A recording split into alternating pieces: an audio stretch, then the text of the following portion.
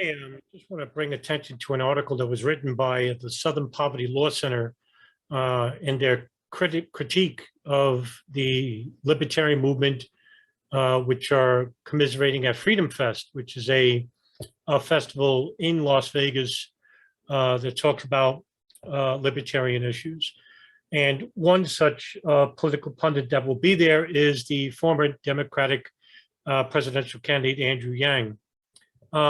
And so what I want to bring attention to this article, which was brought to my attention earlier today, is that the article makes some remarkable statements and also very derogatory statements, some maybe even liable towards certain individuals. I want to bring that to attention. And also, too, to talk about a little bit about the history of the Southern Poverty Law Center itself, which was created under very moral intentions, but has come under fire as of late regarding their very extremist views to anybody who is considered right-wing, anti-right, or hard right-wing.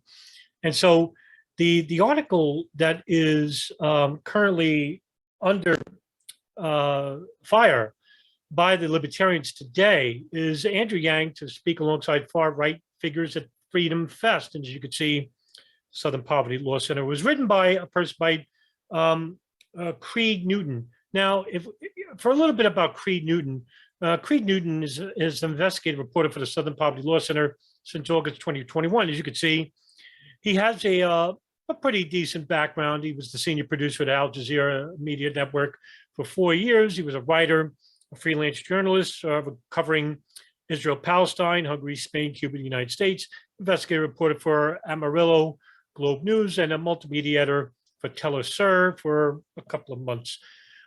So he does have some experience in regards to journalism.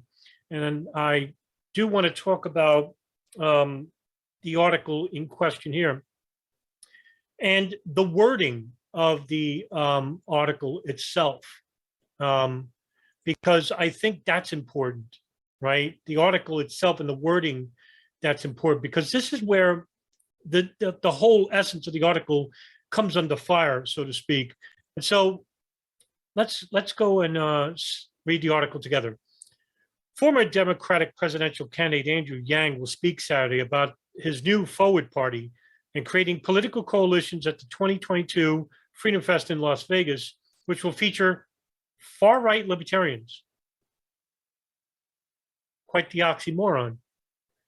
With ties to white nationalists and anti-Semites. Now, pretty damning opening, if you ask me, by Creed here. Wow, I mean, what is a far-right libertarian, by the way?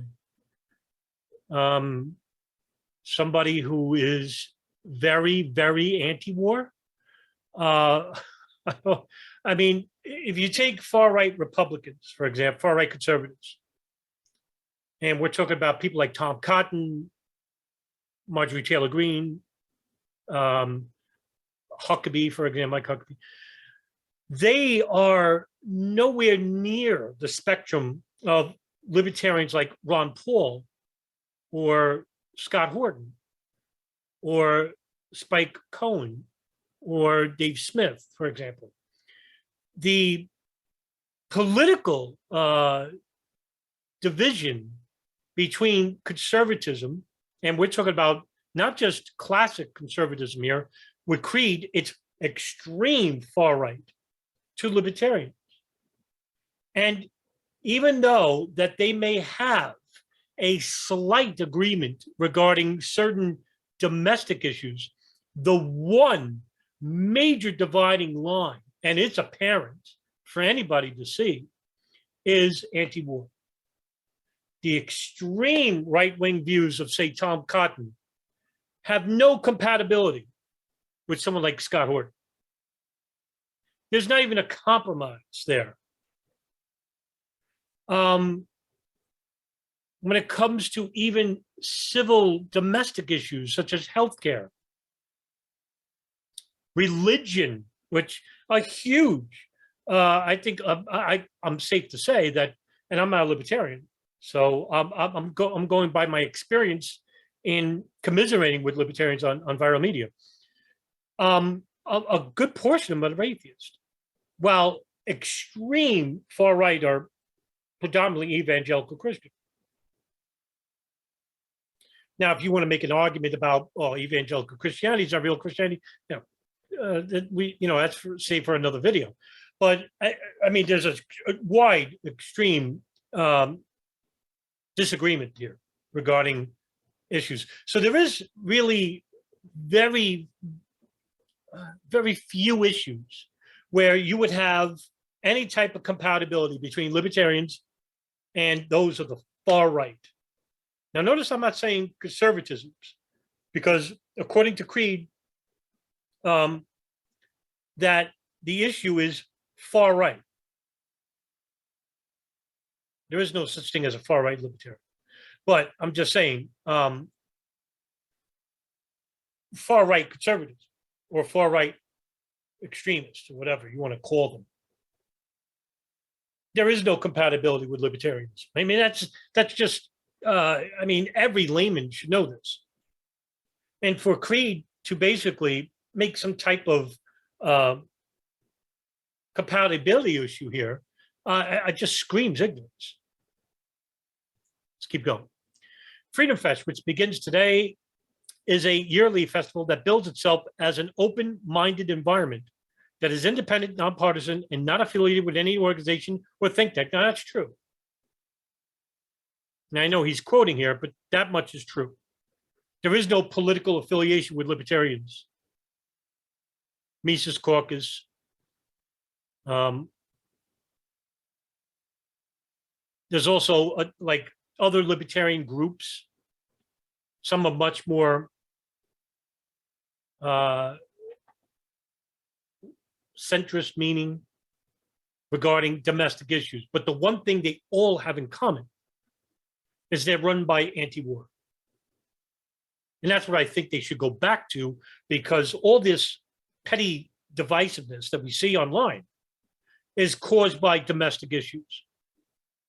As important domestic issues are, they aren't as important as a global catastrophe, which is war. And to one of the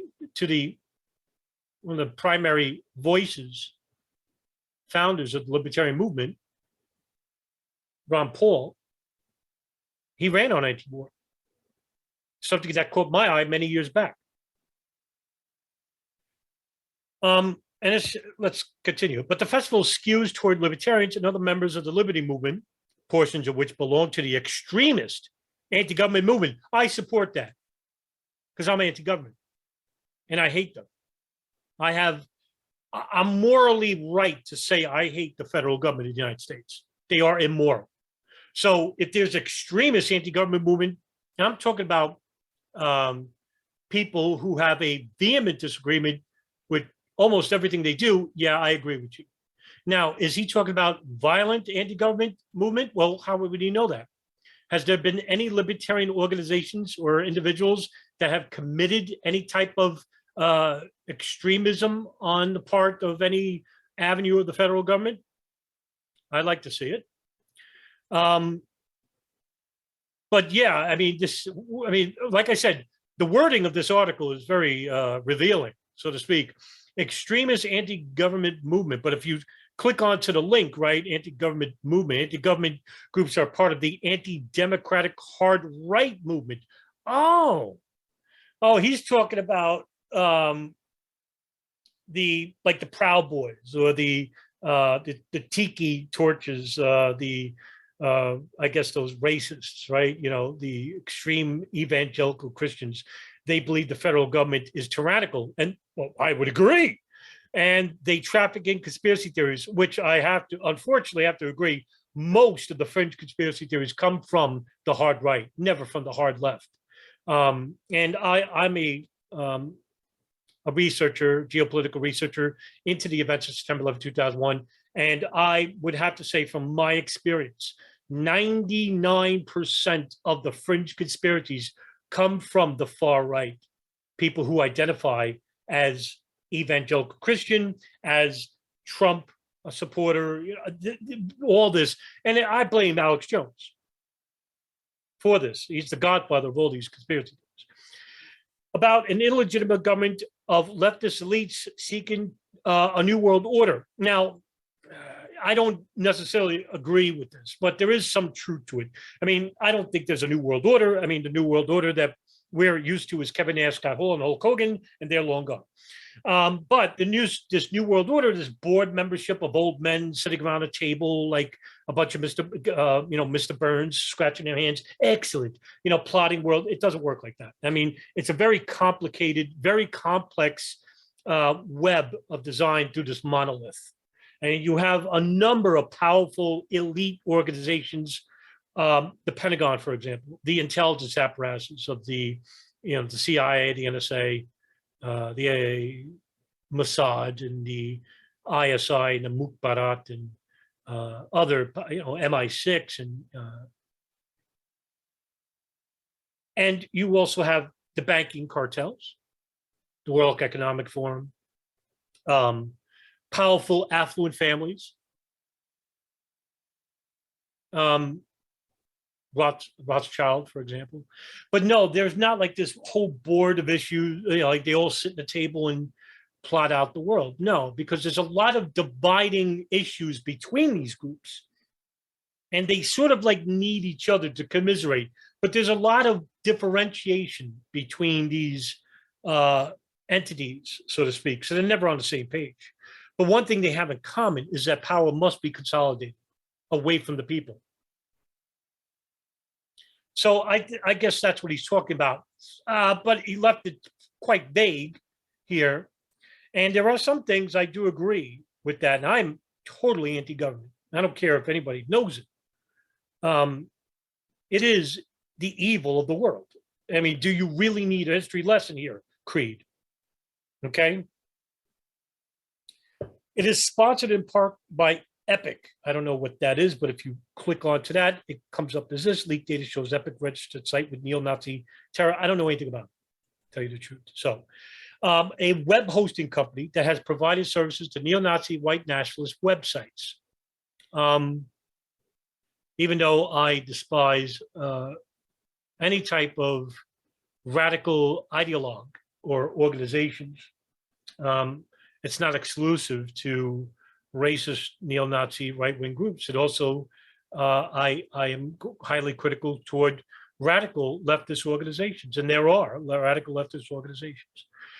And so even if this organization did sponsor in part by this web hosting company, just because they provide services to right-wing groups, does that mean that the entire FreedomFest is now poisoned by this? No, it's not.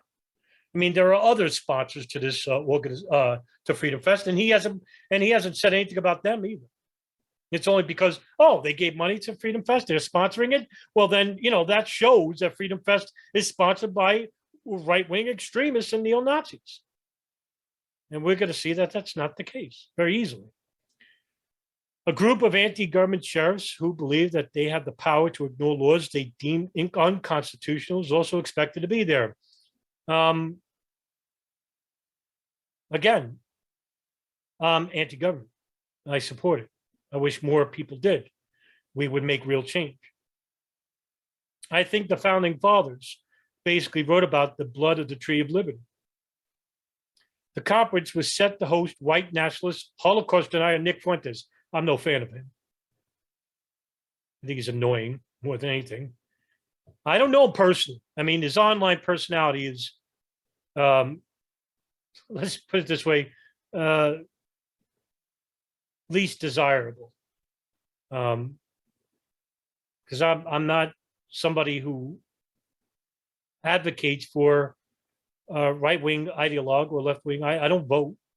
And I think the left and right are a cancer to the world, to the country, not just the world, to the country. I mean, look at how many people actually believe that every 4 years something is going to be different and they'll vote differently. For example, let's use the recent election. Donald Trump, a sleazebag, a narcissist. But he was against, he actually wasn't against, but he wasn't somebody who would go along with the program. Not like a Biden, who's an establishment man. Trump wasn't. Was he a profiteer? Of course, which has made him much more repugnant. Now, Biden basically is an establishment man. He's going to go with the issues like war. He's also, just like Trump, a professional liar. What's the difference between them both?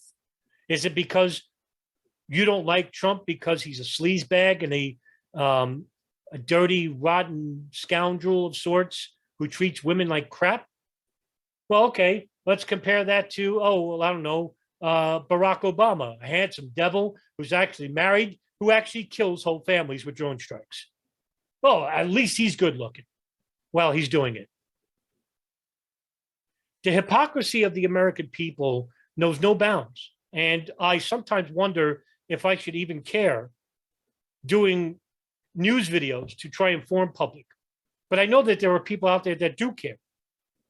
And the majority of them are from the very people I'm going to defend in this video, the libertarian movement. And here we have a person like Creed, what's your last name? Newton. Sorry, I have a bad memory.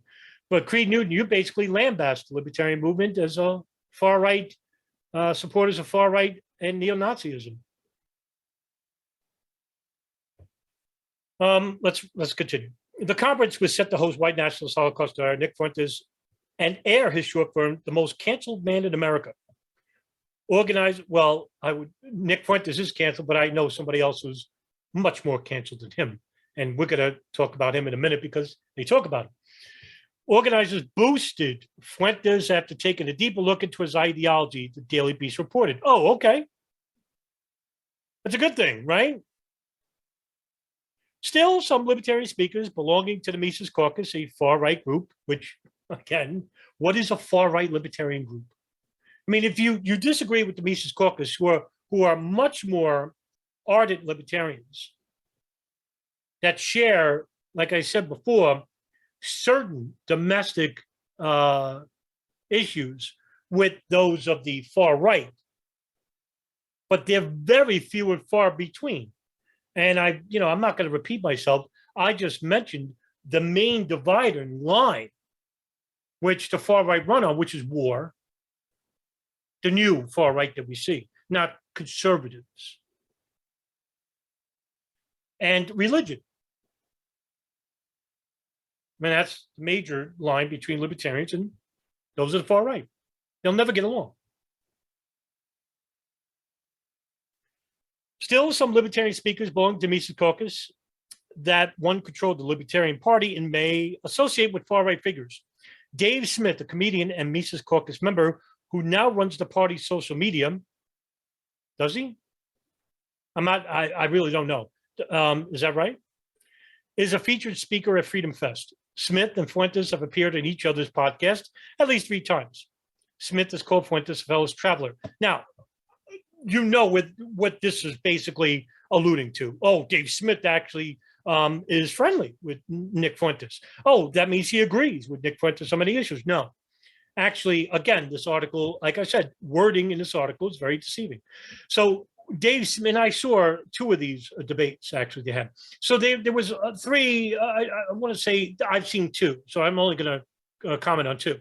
So Dave Smith actually had a debate of sorts, or a lecture, so to speak, where they talked about the differentiation between Mises Caucus and Nick Fuentes, all right, let's just say far-right issues, right? And they aired it out, basically.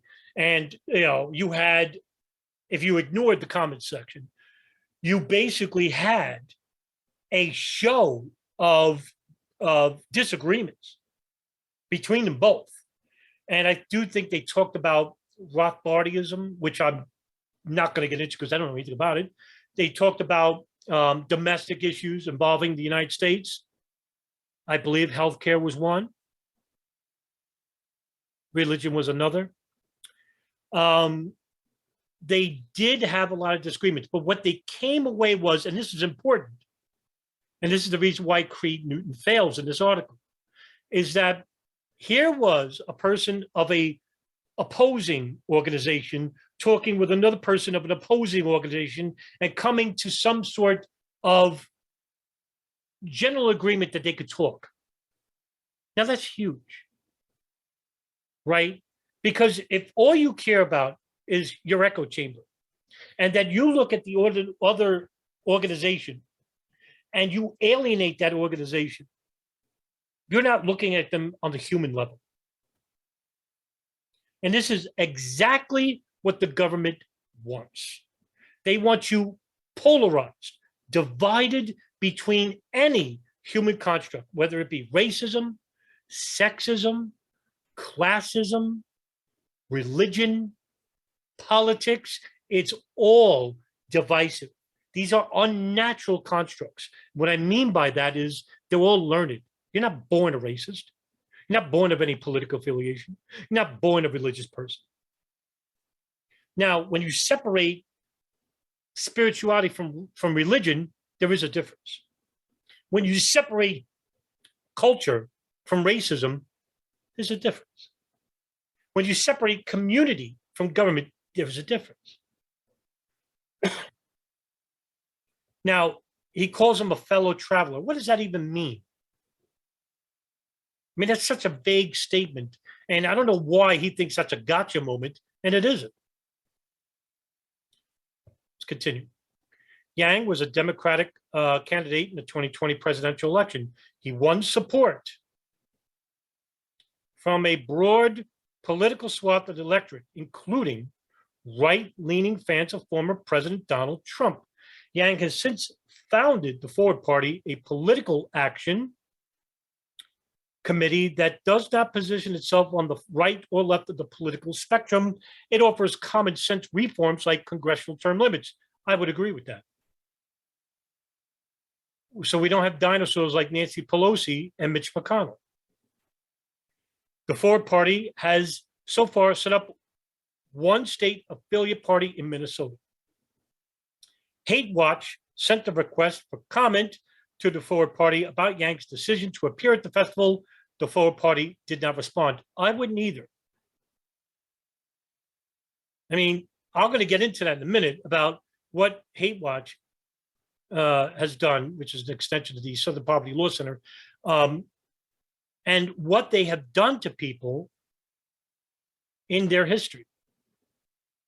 Label people extremists, racists, and then having, even at one time in 2012, a mass shooter respond and try to kill people at an organization that the Southern Poverty Law Center deemed extremist.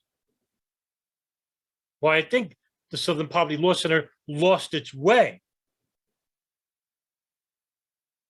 since its inception in 1971, which I would say, you know, the Southern Poverty Law Center, when it was created by Dees, I want to say it's Martin Dees, if I'm getting that name wrong, sorry, Mr. Dees, that their intentions were right.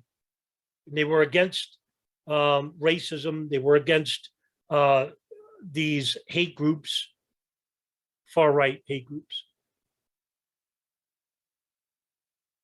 which would be in opposition to liberal-minded organizations and undermine them, including their criticism of the Ku Klux Klan, which, by the way, firebombed the office of the Southern Poverty Law Center. Now this is where it gets interesting. Another Mises Caucus linked speaker, Clint Russell, is a host of the Liberty Lockdown podcast. Russell started the podcast in May 2020 to push against COVID-19 lockdowns meant to stop the spread of the virus. Well, that wasn't his initial reason. I'm familiar with Clint. I follow his channel. He's a former economist, I think, stock trader of some sort. Became, you know, he did pretty well for himself and he got out of it. And he talks about those issues. Now, you're talking to somebody who's terrible at math, by the way. So I can't talk about, you know, that issue regarding Clint. But he talks about a multitude of issues. And he's interviewed many other, a wide array of people in all different fields, backgrounds, geopolitics, for example. He talks about of course, he's part of the libertarian movement. He talks about domestic issues. He talks about global issues. So it's not just, oh, he wants to push against these lockdowns, which, by the way, I would have to agree that the lockdowns were a far more detriment to the citizens of this country than the virus itself. Because what will happen is when we enter a recession, and we will, right now, homelessness is on the rise. Inflation is still awful. And when they lock down these businesses, a lot of them, and I live in New York, and I see videos. And there's a young, impressionable gentleman by the name of Louis Rossman, a computer software engineer, I think, who actually does great videos showing you downtown Manhattan, all these businesses that are closed. And it's even worse than I thought. I don't live in downtown Manhattan, I live in Lower Westchester. But all these, I'm appalled by it. I can't believe it. We lost all these businesses. And with that, you lose part of the workforce. So there's no money going into the city, except for tourism. And the only companies that were saved were big corporations, of course. Russell has appeared alongside Ryan Dawson, a Holocaust denier. We open this link. As you can see, dubious broadcast experts seen on many networks. Russia Today, which is a Moscow headquartered news network aimed at enhancing Russia's image in the West, which endlessly touted 9/11 conspiracy theories, such as, pretty vague. And of course, yeah, they lambast Ryan Dawson. Let me speak on this. When I started studying the events of September 11, 2001, back in 2006, one of the very first people I came across was Ryan Dawson. And during that time, very few people were talking about the geopolitical angle of September 11, 2001. He was one. And I didn't know anything about him. And when I looked into his work over the years, I found him to be quite a remarkable source of information. And one of the few people I could probably, I definitely could recommend. Him and maybe about 5 or 6 others, which is a crime in itself. But back then, only him and Paul Thompson and Kevin Fenton, John Gold, very few people. And later on, we had DJ Thermal Detonator, Nelson Martins, and we have other new impressionable young people that are talking about this issue. But for 9/11, I put him at the top of the list. Now, I don't know, I don't really study I'm very boring. So when I talk about issues, like he'll cover the Civil War, I don't know, really, I'm a layman. Economics, less than a layman. Okay, he has a book about that.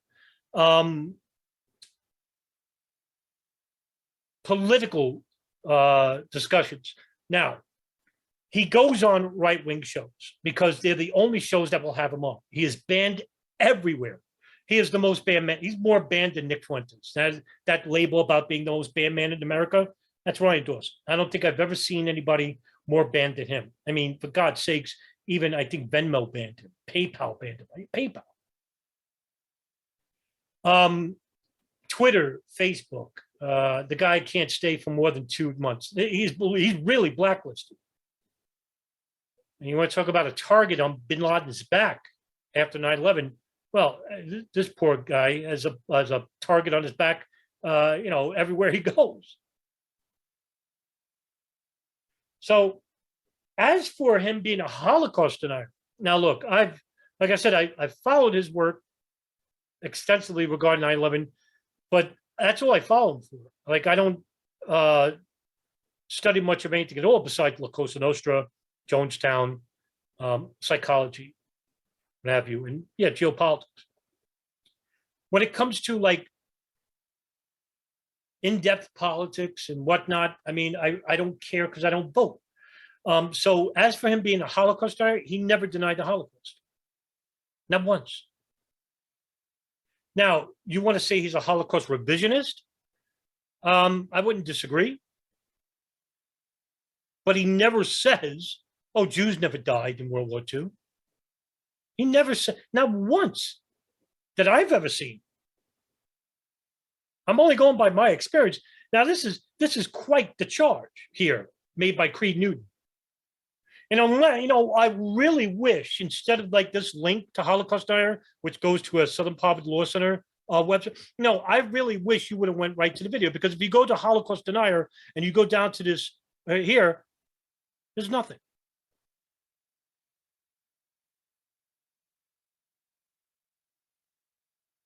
Now, of course, this article talks about Adam Holland, online interpreter magazine, which specializes in translating and reporting Russian news, right? According to Holland, Dawson has for more than a decade been a Holocaust denier. Again, where's the evidence for this? Now, if Creed Newton is using this as evidence, someone else's word, well then, what's to say that Creed Newton is actually an anti-Semite himself? Why not? I've heard it somewhere down the line that he was. And if you're going to say that Ryan Dawson is a Holocaust denier based on third-hand word, what does it say about your journalistic expertise? You're supposed to be impartial, Mr. Newton. Now, I don't know Ryan Dawson. I know of him. I've spoken with him. I even did a podcast with him about 9/11. Okay? Now, again, I don't personally know him. So I'm speaking as an outsider. I'm not being biased here.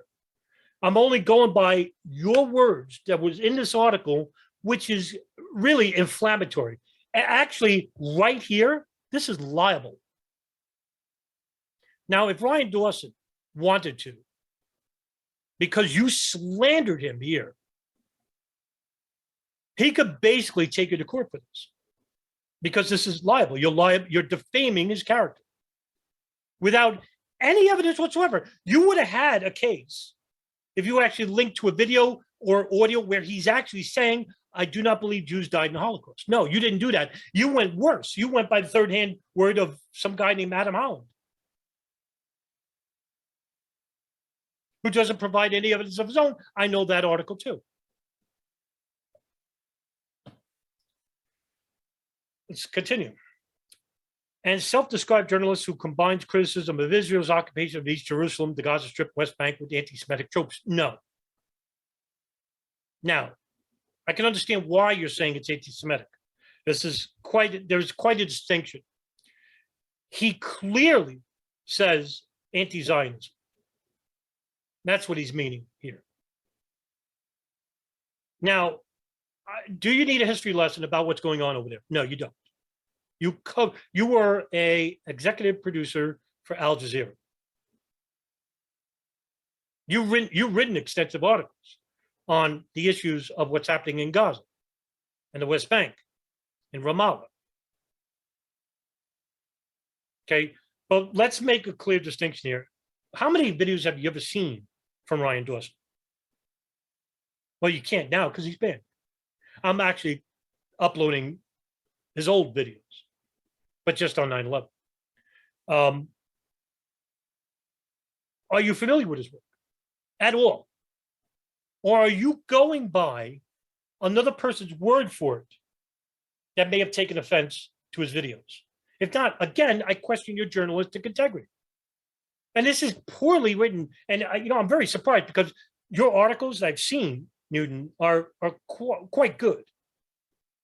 I'm very surprised at this whole article here. Completely shocked that you would label someone like Clint Russell or Ryan Dawson in this fashion, defaming them because you want to link them to crazy crackpot conspiracies and anti-Semitic tropes with the far, far right, because that's the whole basis of your article. Your article is to show that, oh, the Mises Caucus are no different than the people of the far, far right, like Nick Fuentes or Marjorie Taylor Greene.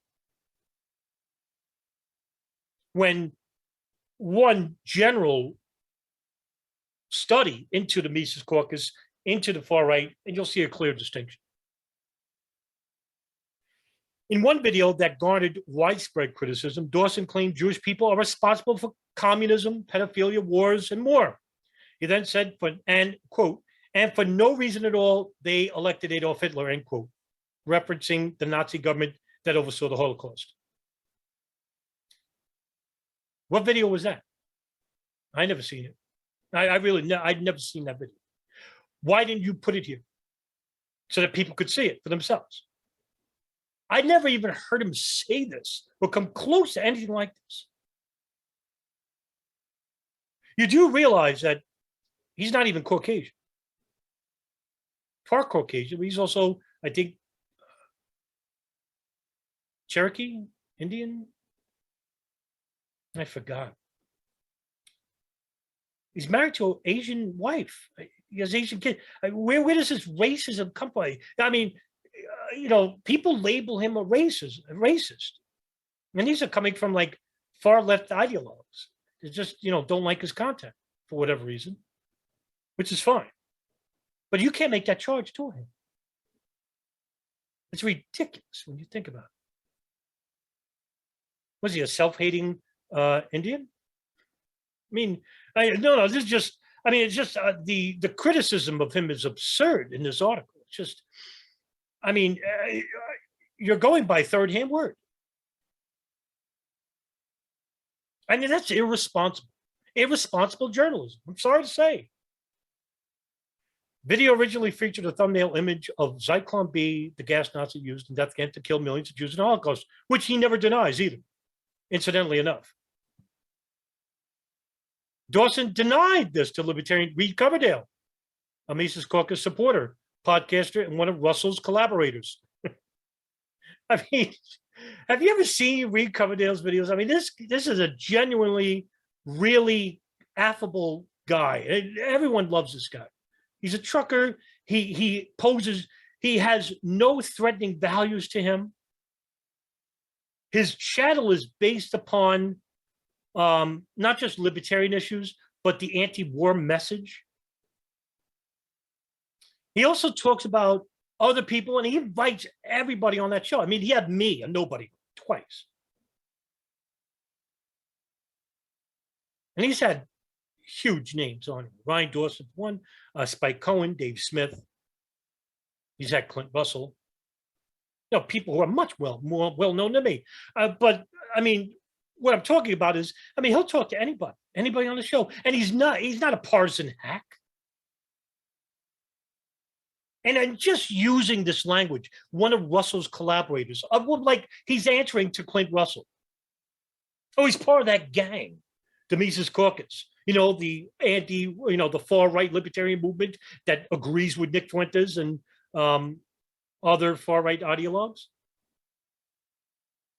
When that's not even the case.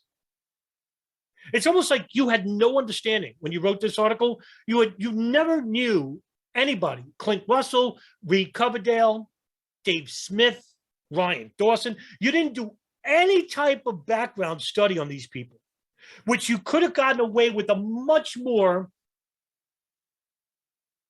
I guess, less critical view of them. But you didn't do that. This is almost like a rushed piece. Well, you were actually pressured by your editors at the Southern Poverty Law Center. Hey, by the way, we got this guy, Ryan Dawson. He's known to us. We got to make a link between this Mises Caucus group and far-right ideologue. Okay, I'll publish something. Bang, zoom, you got this. On Coverdale's Naturalist Capitalist podcast, Dawson said the thumbnail of Zyklon B belonged to another video and claimed his anti-Semitic accusations were aimed at Zionists. Oh, that's true. When was the last time, Creed, Mr. Newton, have you ever heard directly from Ryan Dawson's mouth, I hate Jews?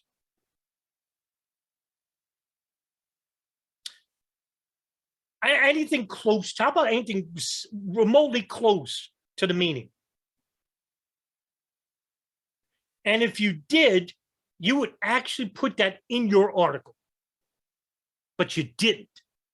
Instead, you went by third-hand testimony coming from somebody who's going by nothing other than his word. The festival lists Naturalist Capitalist as a media anthem live stream sponsor at the 2022 Freedom Fest, which is true. I mean, the poor guy, he sometimes even shoots out of his truck. An honest guy. You know, he's the one person I think I've come to know. I speak from very, sporadically, but yeah, he's a hell of a guy. And you wrote this piece basically trying to defame him, saying he's part of an extremist organization. And this is just one poorly written piece. That's all I'll get into in the article. Now, to show the lack of awareness regarding the Southern Poverty Law Center, they're a left-leaning organization. They're based upon the principles of Morris Dees, the founder, which, when the Southern Poverty Law Center started, they started as a nonprofit legal advocacy organization specializing on civil rights and public interest litigation. And that's based on their website. Okay, that's where I'm reading it off of. Now, they're based in Montgomery, Alabama, which is home to, the Ku Klux Klan, bunch of idiots running around in sheets. What a dumb organization, by the way, God's sakes. But the Southern Poverty Law Center is known for their legal cases against white supremacist groups for its classification of the hate groups, right? Mostly far right, okay? If you go to their website, you'll see it. And this was founded by three people. It was Morris Dees and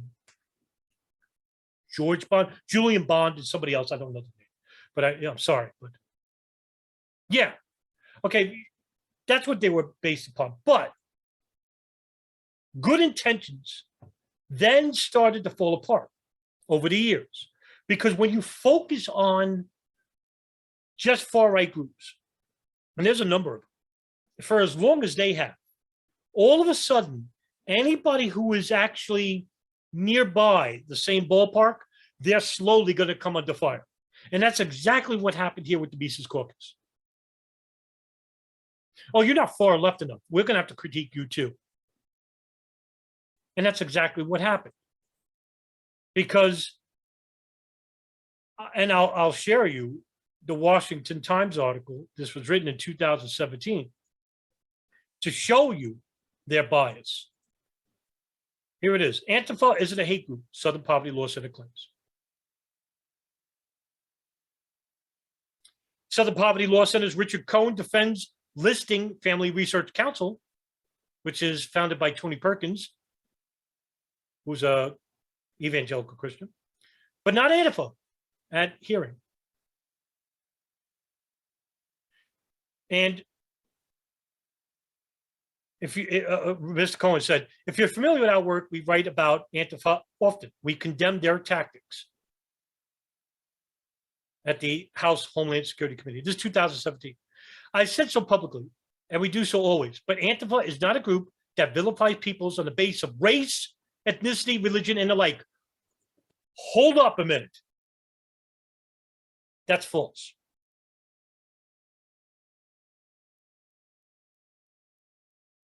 They're about as diverse as the Proud Boys. Antifa has caused far more internal damage than these 1% or 5%, whatever they are, the 1%ers, or the Proud Boys, or the Oath Keepers. The one thing you could say in defense of those far-right groups, they don't go around burning businesses and buildings. Sure, they attack the Capitol, which I support. We should attack the Capitol. That's where most of the world's problems start with. But they went on to stupid pretensions, thinking that the election is stolen. We circumvent elections worldwide. What do you think we do when it's here, when it counts? So they were stupid for doing that. And that's not a coup d'etat. That was a riot. You want a coup d'etat? Listen to John Bolton, what he said on, what was it, MSM, CNN? Yeah, we commit coups in other countries.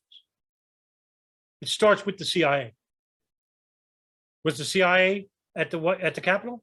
No, it was a bunch of idiots. But they are. I'm not defending them either. But we should be attacking the Capitol to keep these people honest, because the federal government is a bunch of criminals, murderers.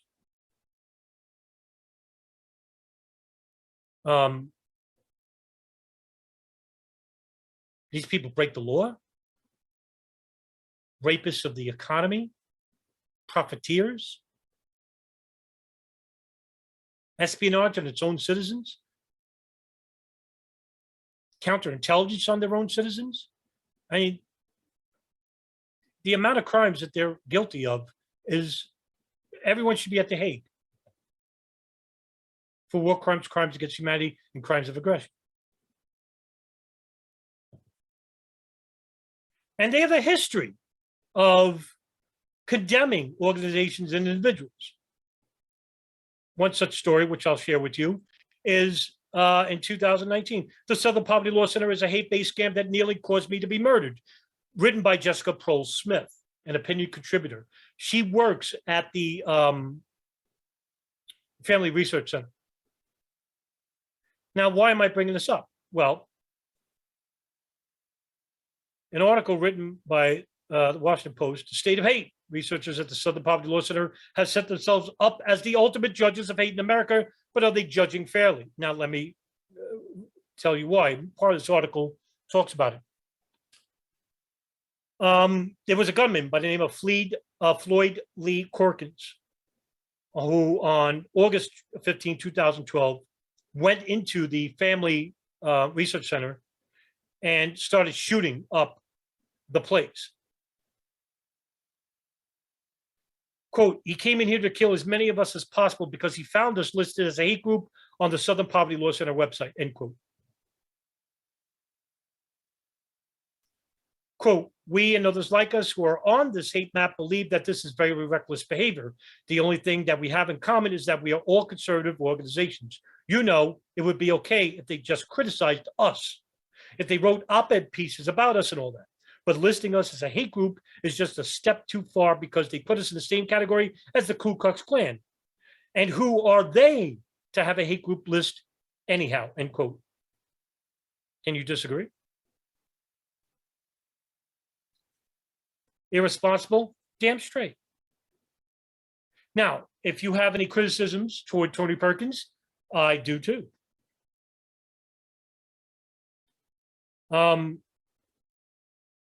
But for you to single out this organization because they speak critically of homosexuals,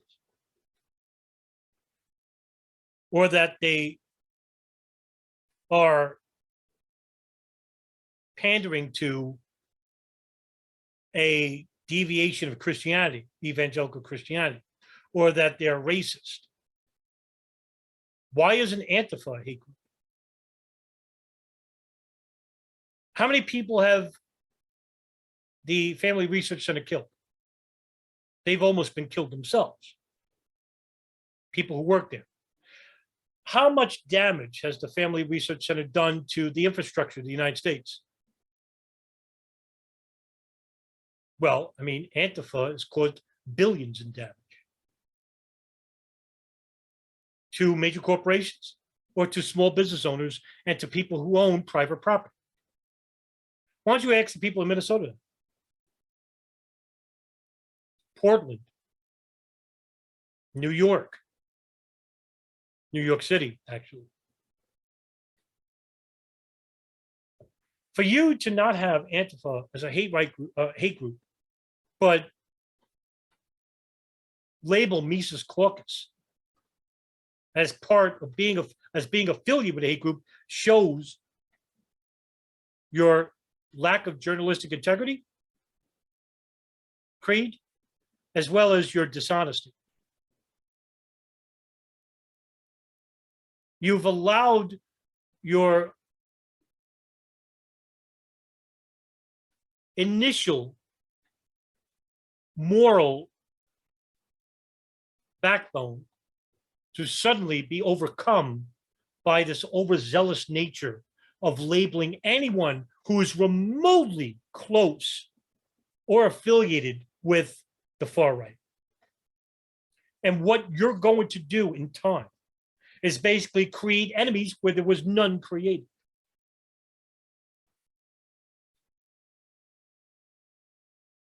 And this is what causes you to keep the repetition going of dividing the country.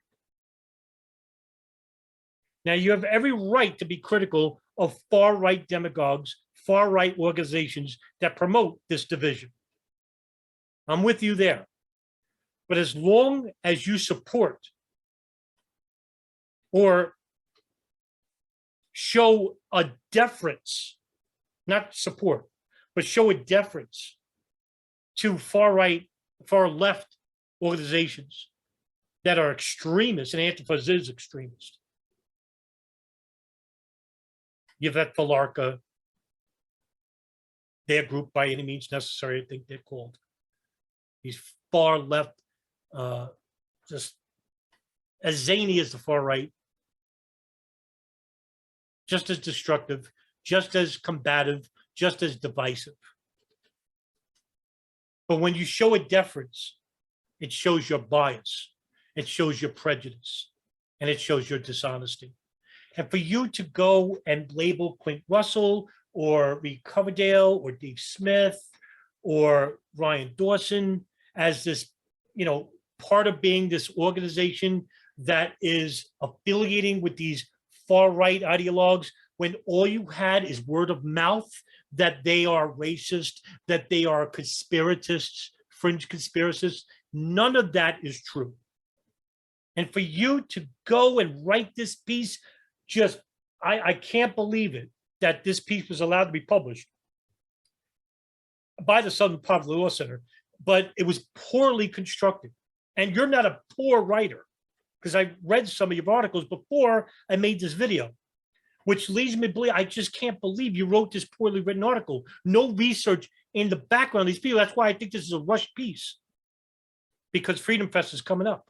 So you had no time to do any real research. You should have just denied, said, listen, I can't do any real background study on these people, so I can't make a judgment on these people. So you basically said, oh, I heard, Ryan Dawson's a racist, for example, because I heard from somebody else that he's a racist. But yet you don't link any evidence to this. And then you basically just threw in Clint Russell and Reed Coverdale and Dave Smith all into one pod and said, oh, they belong to Mises Caucus, they're a far-right libertarian. That doesn't even make any sense. So if you ever see this video, I'm very shocked at you, because you're a very good writer. But this was a very poorly written piece. And really, if you're going to be affiliated with the Southern Poverty Law Center, whatever judgment or thoughts you had regarding libertarianism will be skewed, because you are going to be only writing under the auspices and the influence of the Southern Poverty Law Center, which has its own biases. And just to show you the clear distinction between libertarianism and that of the far right and that of conservative values, which I would say the Mises Caucus shares commonality with, classic conservative values regarding domestic and even anti-war issues. Well, how about we let the primary force behind libertarianism itself show you that Congressman distinction. Paul, I believe you are the only man on the stage who opposes the war in Iraq, who would bring the troops home as quickly as almost immediately, sir. Are you out of step with your party? Is your party out of step with the rest of the world? If either of those is the case, why are you seeking its nomination? Well, I think the party has lost its way because the conservative wing of the Republican Party always advocated a non-interventionist foreign policy. Senator Robert Taft didn't want to be in NATO. George Bush won the election in year 2000 campaigning on a humble foreign policy, no nation building, no policing of the world. Republicans were elected to end the Korean War. The Republicans were elected to end the Vietnam War. There's a strong tradition of being anti-war in the Republican Party. It is the constitutional position. It is the advice of the founders to follow a non-interventionist foreign policy. Stay out of entangling alliances. Be friends with countries. Negotiate and talk with them and trade with them. Just think of the tremendous improvement relationships with Vietnam. We lost 60,000 men. We came home in defeat. Now we go over there and invest in Vietnam. So there's a lot of merit to the advice of the founders and following the Constitution. And my argument is that we shouldn't go to war so carelessly. When we do, the wars don't end.